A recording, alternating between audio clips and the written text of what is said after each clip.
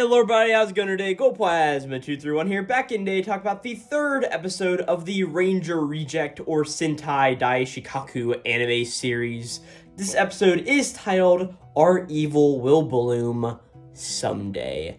And I actually don't think that title is ever said any time within the episode. I think that it is more of just oh hey, this is just a sentiment going forward with the series, and also an idea that sort of maybe brought up in this episode, but I don't think that line is ever said by any of our main characters, namely Fighter D at all during this episode. But this is a very interesting episode of Ranger Reject, because if you remember my review of episode 2, I talked a lot about how Yoastar Pictures, who is obviously animating this series, has taken Negi Haruba's original manga and sort of rearranged it to make it a little more interesting for a anime audience. And this episode, I'm going to say it does clean up on this effort, because what it does is it goes back and catches up on most of those scenes that we missed. There are still a few scenes that are cut out from the majority of these chapters, but this episode does pretty much animate most of the rest of Chapter 3, I think everything but like a panel of Chapter 4, and then all of Chapter 5, wrapping up the entire first volume of the original manga, without diving into any other things, unless you count the thing at the very end of the episode, but we will talk about that whenever we get there. There will be timestamps down below on the video timeline to where you can jump around to see what I'm talking about. At the very end of the video, I will go through all of the like continuity stuff that's going on here, how it's changed for the manga and all of those deviations. But if you just want to skip there, go in and do it now. But then I'd say, hey, please come back and watch the rest of the video, because I guarantee you, this talk should be a little interesting, right? But without further ado, I just say we hop on right into it. Again, this is the Ranger Reject Episode 3 with the original manga by Negi Haruba. Yoastar Pictures is doing the anime adaptation, and this episode does cover parts of Chapter 3, most of 4, and the entirety of Chapter 5 of the original series. So let's hop into it. So we ended off last episode with the death of Fighter F, as the Red Ranger used his divine artifact Salamandra to end up killing Fighter F. And we see at the beginning of this episode, that is the first thing that gets focused on, is Fighter D's reaction to F being straight up killed like this, right? And as all of this is happening, he's just looking around as he starts to run away, as we see the Hibiki, who is standing beside him, the real Hibiki, of course, is just talking to him like, oh man, I've actually never seen a divine artifact like that before. And as all of that's going on, we cut to a flashback of, again, 12 years ago, where all of the Rangers came in. Of course, the red, blue, yellow, pink, and green Rangers all came up to the Flying Fortress and pretty much told, like, all of the fighters, like, or all the monster army, pretty much like, hey, you guys, all of your bosses are dead now, so you guys sort of don't have a stake in this fight anymore, so let's coexist together and we'll be business partners, of course, for the whole idea of the Sunday Showdown, right? Well, as we sort of get that little bit of a flashback, we cut back to the present where D is just straight up walking away, and Hibiki just like runs up behind D, right? And here it is revealed that Hibiki actually knows that D is a fighter, as he says something specific like, hey, did you know that fighter that was just killed? If you did, I'm sorry for your loss. And he pretty much just tells Fighter D to stop whatever nefarious thing he is plotting, because it won't work out well for anybody at all, right? And as he sort of does this, D just sort of gives me the look of like, how did you know? But at this point, we get the opening theme of the episode. Of course, it is Jikai Yoku by Tatsuya Kitani. Again, solid opening. I do feel it's starting to grow on me more now that I've seen it like 3 times altogether. But I definitely just feel like this is going to be a solid one where I'm going to realize another little part of it and how it ties into the general series as we keep going along. But yep, again, that's just the opening Steam spot. And yeah, as we cut back into the episode, we see that Hibiki pretty much tells D that he was eavesdropping on whenever Yumeko was talking to Fighter D earlier. And he ended up hearing what was going on, so he now grasps the full situation, right? And Fighter D is like, hey, I don't care what's going on here. Like, I don't care. I'm still a monster. I'm going to destroy the Rangers from the inside. You cannot convince me otherwise to stop my plans, because I am a monster, and that is what I do. And at this point, Hibiki's just like, hey, that's the spirit right there. As he pulls something out of his pocket, and he pulls out a paper that says, you pass on it. As we see that Fighter D has actually passed the Ranger exam, so he can be inducted as a full-fledged Ranger now, right? There is a bit more to that, but we don't get into it specifically here, as it's just like, hey, you passed the exam, good job. As Hibiki pretty much says, like, hey, this is a very imperfect world, and like everything that's imperfect, the Ranger Force is also very imperfect. Like, there's a lot to be desired with the organization. But why do we want to destroy an organization that already does so much good when there's honestly not too much that's bad? So Hibiki pretty much is like, hey, what we can do is we can reform the Rangers from the inside. Of course, sort of giving the polar opposite view of Yumeko Suzukiri from last episode, where she's just like, hey, let's destroy the Ranger forces together. Hibiki just turns it in and is like, hey, we can reform the Rangers together. Like, so like, hey, will you work with me to get this all done? And eventually D's just like, hey, I don't like you at all, Hibiki. And he's just like, hey, I never want to see you again. He's like, we are pure enemies because I am a monster and you are a Ranger. Sort of just going into that main plot of like, hey, this is what's going on here. You are not going to change my mind at all. As we get a really cool shot of D sort of just fading away into the sky, as Hibiki just stands there and looks at him and just like, oh, well, if you don't want to listen to me, then I don't know what else to tell you, right? But of course, with his very positive attitude that Hibiki Sakurama has, right? Well, at this point, we suddenly cut to a new scene where we see that Yumeko is there with Fighter D. As we see that Fighter D thinks, or at least likes, Yumeko's idea more of destroying the entire Ranger Force instead of reforming them like Hibiki. So pretty much we see that Yumeko and D are at another restaurant as they are sitting down to eat and talk about all of the various strategies that they need to employ, right? D pretty much tells Yumeko to her face that he is simply just going to use her, that he wants nothing to actually do with her once all of the Rangers are defeated. But Yumeko quickly just like shows D his place by like just quickly chopping his head off, and pretty much just says like, hey, how do you think all of these people would react if they knew there was an actual monster in the streets? Like, you need to keep up your act, and no matter what, like, you cannot go and just keep running around like you are. You need to have a concrete plan if you actually want to take out these Rangers. And who will give you that concrete plan but me? Right? Pretty much telling you like, hey, here's a little bit of like an ultimatum sort of thing. Like, hey, it's either you work with me or you're just going to end up dying of your own oblivion, right? Or oblivion, however you say that word, right? So pretty much D's just like, all right then, well, how do we end up defeating the Dragon Rangers? And again, Yumeko describes how they will. We pretty much get the introduction truly to divine artifacts now, as we learn that that there are 5 divine artifacts that can kill all of these immortal monsters, right? Because of course we saw that Red's divine artifact ended up killing Fighter F last episode, right? Pretty much he says like, hey, to defeat the Dragon Keepers, what we need to do is we need to defeat their divine artifacts, which mainly means we need to steal them. As she pretty much says like, hey, while the Ranger Force may seem like a very big and powerful entity, the truth about the Ranger Force is that it's only the top 5 members that hold all the strength. Without them, none of the original bosses would have died or any of those sort of deals would have happened. If it weren't for those divine artifacts that give these Dragon Rangers almost godlike powers, then they wouldn't actually stand a chance whatsoever, right? As she pretty much says like, hey, so Fighter D, when do you think would be the best time to actually strike against all these Rangers and steal their divine artifacts, right? And D's just like, oh, when they're sleeping. But eventually Yumeko just sticks to him. She's like, no, the answer is during the Sunday showdown. As she says a line that I really like here, she says, you can't bring a real weapon to a fake fight. Because, of course, if they use their real divine artifacts there, then all of the monsters would just be dead, and there would be no real reason for them to continue to film their TV show, or the Sunday showdowns. Because if all the monsters are dead, you've got no monsters to fight. So you can't bring a real weapon to a fake fight.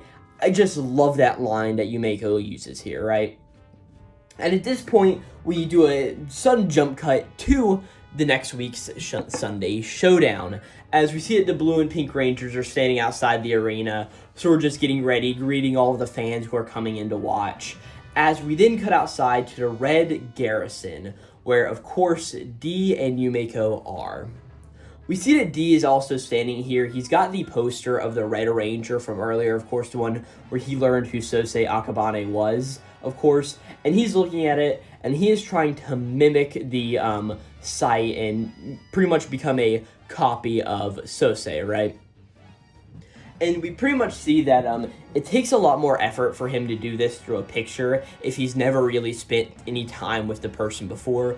Because, of course, whenever he copied Sakurama, he obviously knew what Sakurama looked like. He was around him for enough time, so he could easily tell Sakurama's features, and the picture just helped and give that sort of added bonus, right? Where here with the Red Ranger, it's taking him a bit longer to fully transform, doing all of that perfectly, right? But once he fully transforms, we see that he is now walking around inside of the Red Garrison. He does have an earpiece in, which is connecting him to Yumeko, and she is pretty much leading D, obviously disguised as Sosei Akabane, through the Red Garrison to where the divine artifact is being kept, right? At this point, D finally asks a question I think a lot of us have been wondering. Why is Yumeko helping out D in wiping out the Dragon Keepers and, of course, stealing the divine artifacts? Why is she helping one of the monster army? And she gives a very weird analogy for this, as she pretty much talks about school drama programs and how they always sort of work out to where, all right, the main female lead and the main male lead are always supposed to get together. They always have some sort of connection. And there's always some other entities that get in the way and make like a rom-com or love triangle and all these other various tropes. But she eventually says that in the end, the main couple will always get together. Like, it's just how it works. And she says, so in the end, the intended is always the way it sort of happens, right? The good guys will always win, the bad guys will always also win. But she doesn't want to root for the good guys. She wants to see a different story truly unfold in front of her eyes. And that is what she tells Dee as her reason to why she is helping him out with all of this, right? So at this point, Dee is just like, okay, like, I don't really understand that, as he obviously thinks that there is something more going on with Yumeko here, but she obviously isn't telling him. But eventually he sort of gets distracted by this, as he is walking by a few Red Rangers who are all standing outside, doing various things, talking amongst themselves in the garrison. And as he walks past them, all of the Rangers sort of stand up straight and give the Red Ranger a salute as Dee walks by. And Dee just sort of laughs, like, hey, I am, like, obviously just passing by him here, and they don't even realize that I'm an imposter in their midst. As he eventually turns the corner, walks down some stairs, and goes down to the room where there's a door to the divine artifact, or at least where the divine artifact is being stored. And as he walks down there and rounds the corner, he sees somebody sitting there. And this somebody would be none other than Shun Tokita. Of course, this is the guy, I think, junior or senior first class Ranger that we met last episode, who Dee ended up giving the note to and who Dee was a little intimidated by. So pretty much, the two of these guys are here, and Tokita's just like, oh, hey, what are you doing here? And Dee's just like, hey, I need to go get my divine artifact so I can retransform into my Sentai costume, pretty much. As that is something I think I forgot to mention earlier, is that the way that all of the Rangers transform is by the use of their divine artifact, right? So it's not just like they put a costume on, that is a gift granted to them by their artifact. So Dee's pretty much like, hey, I need to go back and transform. And who's this face? Tokita's is like, all right, sounds good. But as he walks away, he starts to, like, obviously provoke Dee, as he can sort of tell something is going on. So he pretty much just says, like, hey, Red Ranger, how are you able to, he pretty much says something like, how are you able to deal with all of beating all of those monsters every week? They're just so weak, it can't be fun after some point of time. As he pretty much just is getting inside of Dee's head. But Dee is staying very calm and very concentrated through all of this. As we see to unlock the door in front of him, because of course it is a door with a lock, he actually sticks his finger in there and materializes a key on the inside of his finger, because of course he can transform. I mean, we've seen his knife transform into an arm, his arm transform into a knife before, so he can transform his various properties to make the key, and he eventually just tunes pretty much Tokita out, unlocks the door, and goes inside of the room, closes the door, and starts to look for the divine artifact. Well, as he's walking around the room, he eventually finds the divine artifact, and we see that this artifact is just shoved inside of a golf bag, right? There's no shrine for it, there's no nothing. It is just simply placed in a simple golf bag. And as he picks it up and starts to look at it, he suddenly gets shot through the head, as we see that Tokita has come back in and has realized that this isn't real Red Keeper and is going to do something to stop Fighter D. Right, well, next we have a little bit of a confrontation between Tokita and D. Tokita just really starts to overwhelm D, just like continuing to shoot him in the head. Not really too much to say here, but he's pretty much just taunting Fighter D and just like, hey, you should know your place and all that sort of thing, as he's eventually just like, hey, I'm going to kill you using this divine artifact. I've never used it before, but it should be good practice whenever I'm the real Red Keeper. And D sternly just is like, hey, I don't actually want to die or anything. He's just like, hey, I don't want to do this. And Tokita pretty much is like, oh, so fighters can also have regrets and all of this sort of deal. And eventually he's just like, all right, well, I'll at least give you the chance to give some final words before I kill you. And to this, D's just like, all right, well, you're not going to kill me. As we see that he is holding a little stick of dynamite, which of course will blow up the entire building if Tokita actually goes to harm D. D will set it off, right? And seeing this, Tokita is scared out of his mind. He knows that if this dynamite goes off, he will clearly die. So he needs to get out of here. As he puts the divine artifact on the ground, she's like, all right, I'll stand back. I'll let you leave, right? There's no reason for me to get killed over something as simple as this.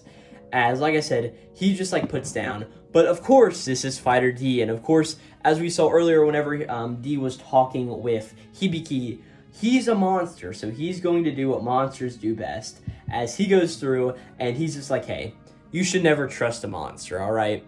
And he just goes through, and he turns his finger into a match, and he lights it up as he's going to actually go and set off the dynamite. We suddenly see that he doesn't, as Shun sort of closes his eyes. But next thing is Shun's like, oh, the dynamite hasn't gone off. As he opens his eyes to where D is holding one of the golf clubs from the golf bag where the divine artifact was in his hand, and he completely hits Tokita in the face with it. This knocks Tokita down on the ground, and Tokita is now out of it. As we see that Fighter D stands up once more with the golf club and does one final swing onto Tokita's face, obviously possibly killing Tokita in the process. And at this point, we cut to a completely different scene as we see that Fighter D is approaching the rooftop. We see that he's clearly climbing through air ducts, but he has the divine artifact. Of course, he got the best out of Tokita here, and he is now on his way to give the divine artifact to Yumeko, and of course say, hey, we took down one of the actual rangers, right? Well, as he's on his way to the rooftop, he eventually makes it through the hatch, and he's sort of communicating with Suzukiri through his earpiece. And as he gets to the roof, he's eventually like, all right, I'm on the roof now, what do I do now? But as he gets here, he eventually is like, oh, hey, Suzukiri, we can talk later. As we see that there is none other than the Red Ranger himself standing on the roof awaiting for D's arrival. Well, now D and the Red Ranger start to get into a little bit of a fight, and I call this a little bit of a fight because it really isn't too much of anything. The Red Ranger just has stupidly overwhelming power, as we see that he is going through here, and he is just overwhelming Fighter D as much as it can be, right? Pretty much there's a little bit of action here, but D just tries to swing with the divine artifact. Red just completely dodges every move, and the Red Ranger eventually goes and completely knocks away Fighter D into a sort of water tower globe thing on the top of this building. To this, whenever he did it, part of Fighter D's arm got sliced off, And we see that whenever Fighter D sort of gets out of this dazed state, he is holding the divine artifact in one hand, and his other hand is completely severed. But we see that where his actual hand is on top of this water globe, and we see what pretty much a cool power that D has here. As he tries to regenerate his limb to come and pop back on, what ends up happening is that he pulls down the top of the water globe with him, and he pretty much takes it and he hurls it towards the Red Ranger, right? But to this, the Red Ranger simply just picks up a metal pipe, and he pretty much just talks about whatever he used to be in the baseball club at the high school, and swings a metal pipe at this big water tower, and completely just deflects it away as we see it goes into the streets and hits something. And next thing we see is that after he swings the with the metal pipe, he also throws the metal pipe in the direction of Fighter D, as the pipe just goes through and completely knocks D over, as we see that it has severed a hand the divine artifact is in, and the momentum of this swing makes the divine artifact go over the side of the building. So to this, D's just like, oh crap, and he's like thinking like, oh, I need to get to this divine artifact, or everything I've done here will be in vain. And as he goes to run over, he jumps over the side of the building, grabs a divine artifact inside of his hand, and we see it seems like he may be falling off the building, as we almost see that he may go splat on the ground, but he doesn't. The Red Ranger's just like, all right, well, if that was it, that was it. But we see that D has now grabbed onto the ledge of the building and is walking up, and inside of his hand he has a divine artifact, but he says that he can't get his other arm because whenever it got sliced off, it went over the other side of the building, and it seems like he cannot regenerate over a long distance, so he'll have to go down there and collect his arm later if he wants to regenerate it, right? Or at least that is what it seems for now. We'll get to it, I promise, right? So pretty much we see that D's over here. He's got no arm, but he does have the divine artifact. And pretty much the Red Ranger says something to D like, oh, so the divine artifact is more precious than your arm then? But D doesn't really say anything to this, but he does tell Red Ranger like, hey, I am going at my utmost hardest right now, and if I'm going to take you down, I want you to be acting your hardest too. So show me your true power. Show me the power that you have used to kill all of my bosses, all my brethren, and all that sort of thing. As he's just like, hey, if we're going to have a fight, let's have a real fight. But at this point, the Red Keeper is just like, oh, well, if we're going to do that, we need to wait a second. As all of a sudden, we see a chopper fly up behind the Red Ranger, or the Red Keeper. As we see, this is the news crew, as the news crew is finally here with a visual on top of this building, where the Red Ranger is facing off with Fighter D. And of course, pretty much the Red Ranger's like, hey, now if the camera's crew here, now we can actually get into the real fight. Because hey, if none of this is filmed, what's the entire point of even fighting, right? Pretty much showing that big commercialistic side to it all, right? Well, at this point, he suddenly kneels on the ground and starts coughing. He's like, oh no, that big tiger monster from last week, I'm feeling one of my injuries from it, right? As we see at this point, all the other Rangers are here, of course. The yellow, green, blue, and pink Rangers. They're all here behind D, as they're pretty much just like, oh, D, or they're all here behind the, what's it called? Behind the Red Keeper. And pretty much the Blue Keeper's like, hey, what's wrong, Red? And Red's just like, oh, I'm just doing my finest bit of acting here. So of course he's not actually hurt, but he needs to play it up for the audience at home, right? The Red Ranger then tells Blue Keeper to actually go and end the fighter in front of him. So the Blue Keeper come towards D. He also has his divine artifact in hand, and it seems like there may be a little bit of a fight going towards it's about to happen. But as all this is happening, the Yellow Ranger speaks up and talks about all of the staleness that has been going in within the Sunday Showdowns recently. Pretty much saying that, like, hey, we cannot have the last thing that we fight each week be a fighter because it's just not simply that interesting. And they pretty much just talk about all of these ways that this will harm the impact of the TV program. So at this point, the Green Ranger speaks up and he's like, hey, well, if that's what's going on here, then I have a suggestion. As they pretty much say, like, hey, Fighter D, you seem to have a lot of courageousness to go this far and fight all of us Rangers, but how about this? how about you join our side, or we'll keep you in captivity and we won't kill you out here right now. Pretty much giving something that has never happened in the history of one of these Sunday showdowns before. But Fighter D doesn't like the idea of this, so he pretty much just says like, no, I'm not going to do that. As the Red Ranger then instructs Blue to continue to kill this Ranger, right? Well, the Blue Ranger uses his Divine Artifact, pretty much is like, hey, Divine Artifact manifest. And it pretty much turns D into a massive balloon as he's floating up in the air. And Fighter D is just thinking like, oh man, what have I done here? I guess I'm really gonna die, but if I die, at least I got something over him. And hey, maybe somebody else in the Flying Fortress will follow in my legacy someday. As he also thinks of Fighter F in these final moments before he explodes in the sky due to the Blue Ranger's Divine Artifact ability, right? Well, at this point, the rest of the 5 Rangers start talking on the ground as they do their pose, and they start arguing, like, the Red Ranger's like, hey, Yellow Ranger, you covered up my face, like, that's not how it's supposed to go here, like, we need to be more on sync doing all of this. But as all of that's pretty much happening, the Red Ranger's like, hey, we just need to make sure we look cool, and we cannot look like losers. That's the last thing that we need to do. As he's eventually like, alright, well, that's done. Let me go over and grab my Divine Artifact, which is still laying on the ground over in the corner. So he goes over, and as he gets ready to grab it out of the ground, the Divine Artifact suddenly turns to dust. As we see the Red Ranger put 2 and 2 together here, the reason Fighter D did not have his left arm is because he actually turned his left arm into the Divine Artifact itself. So this is a Divine Artifact, and they and the Fighter D actually got one over on the Ranger Force itself.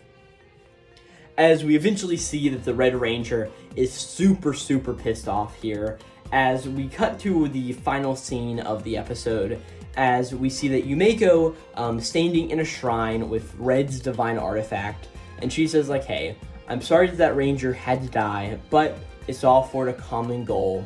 Now there are only 4 Rangers left. As we see the big water globe from earlier on top of one of the big posters of the Divine Ranger Force, and we see that the boulder is smashed into the big billboard right on top of Red's face, leaving only 4 Rangers remaining to take down in the series. At this point, we get the ending theme, Sakai wa Iranai, of course by Akari Nanao. Again, this is just a fun, choreographed dance ending. I don't really have too much to say on it, but it is definitely a fun and interesting ending, no matter what you gotta say. But that actually wasn't the end of everything, as at the very end of the episode, after the credit scene and all of that, we finally get a sort of post-credit scene as we see something going on within the Blue Garrison. We see that a lot of alarms are going off, like, hey, all personnel in the Blue Garrison, report here. A few injuries are occurring, what's going on here? As we see a ranger running through a dark alleyway. Of course, this is a Blue Ranger in the Blue Garrison, and they're running through, and all of a sudden, a laser beam shoots through their body, completely killing them, as we see the origin of this laser beam, which is this very creepy and demented monster who sort of stands here. They've got a black face, and they've sort of got an interesting, like, crown halo around their head that is glowing in a deep blue color. And with that, we also get the final end credit scene, which is, of course, the puppet scene, where we see a puppet Hibiki and a puppet Yumeko talking to each other, as we get the title for the next episode, The Soldier with Love, Hibiki. And that is everything that happened in this episode of Ranger Reject Episode 3. There is definitely a lot going in here, and a lot of very interesting stuff going in for the series going forward, right? But now let's talk about some differences between the anime and the manga. So like I said at the very beginning of this episode, the entirety of Chapter 5 was perfectly adapted. As we see that it pretty much starts as soon as D sees that the Red Ranger is up on top of the roof, and pretty much the fight scene through there, pretty much taking down the water tower, the news crew appearing, all of the Rangers suddenly appearing around him.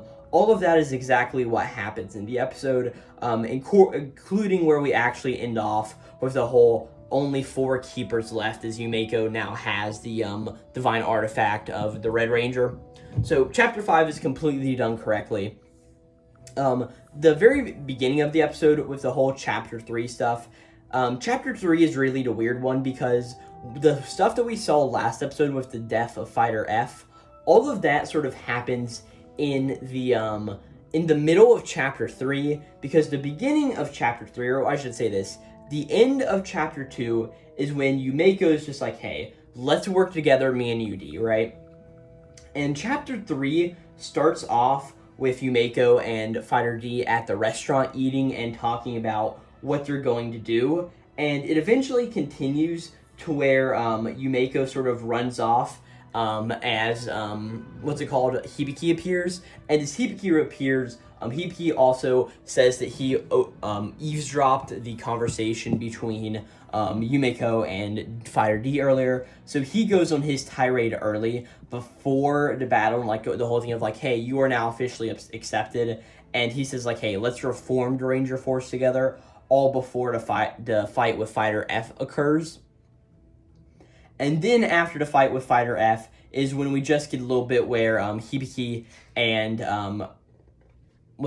Fighter D are on the bridge, and he's just like, hey, I actually despise you. But here's also the scene where in the anime Hibiki also talks with Fighter D, so they pretty much just rearrange stuff. And then we see at the very end of the chapter that D goes and meets with Yumeko, which of course we see at the end of the episode. It's just rearranged. There's really not anything that's left out, but it is all just rearranged in a different order. It does make some continuital sense, but it's just different than Negiharuba wrote it in the original manga. From there, Chapter 4 is generally the same exact thing. There is a scene in the beginning with Hibiki doing a specific thing that we actually don't see in the anime. It will probably come at the beginning of next episode if I'm not mistaken, but it is at least a cut scene right now. And then it's the whole thing of the Sunday Showdown, and then D smuggling into the Red Garrison. There is a panel of Suzukiri in like a teacher outfit as she's teaching D about the divine artifacts in this episode, but we don't actually see that because that was part of the Chapter 3 stuff we saw before. So a little bit of a mangled mess, but nothing really too big and really having to deal with. And then the rest of this episode goes the exact same as the rest of Chapter 4. So I hope all of that did make sense, because we pretty much see the rest of Chapter 3, only like 1 or 2 cutscenes. We see a cutscene in the beginning of Chapter 4, but then after that, Chapter 4 and Chapter 5 are adapted the same exact way that they are in the actual manga. I do wonder if this is something that Negiharuba has had involvement with, saying like, hey, let's change these things for the series. Let's see if we do this differently, if it'll create a better form of suspense or something. This will be a little bit of an interesting thing to see, but nothing really too important at all. And with that, I really don't have too much else to say about this episode. Definitely a very good one. Oh, the one other thing I didn't mention. The scene at the very end of the episode with the Blue Garrison and the new monster that has appeared, that actually does not happen, or this monster isn't revealed to be alive until chapter 27, or chapter 23, my bad, of the manga. But they're just putting in an anime-only scene here to pretty much just say like, hey, this is what the next conflict's going to be. Here's what to be excited for. Nothing that's bad completely at all, but just a little bit of an interesting take in the long scheme of things, just going like, oh, all right, we just got a quicker introduction, which isn't a problem at all, really. And with that, that is the end of this episode. Thank you guys so very much for watching. I do enjoy doing these guys, so I hope that you guys enjoy watching them too. If you did enjoy this, hopefully you would consider subscribing to the YouTube channel. It definitely helps out, or at least going over and checking out the last 2 episodes I've done on Ranger Reject. There will be a playlist listed down in the description down below. And let me know what you thought about this episode in the comment section. I'd be really interested to know how you guys are feeling about this anime adaptation, if you are a manga reader. And if you aren't a manga reader, are you excited to see more of this series? Has it caught your eye? Because that's definitely the biggest telling if we're going to get a season 2 in the future, is if this season 1 does particularly well. And of course, these things always need to start soon in the beginning. So, and with that, yeah, thank you guys for watching. I will be back next week with episode 4 of Ranger Reject or Sentai Daishikaku. Of course, the episode will be titled The Soldier with Love Hibiki. And again, thank you guys for watching this third episode review. Of course, this episode was titled Our Evil Will Bloom Someday. And yeah, with that, I really don't have too much to say. I'll see you guys next time, and this will be Glowplasma231 signing out.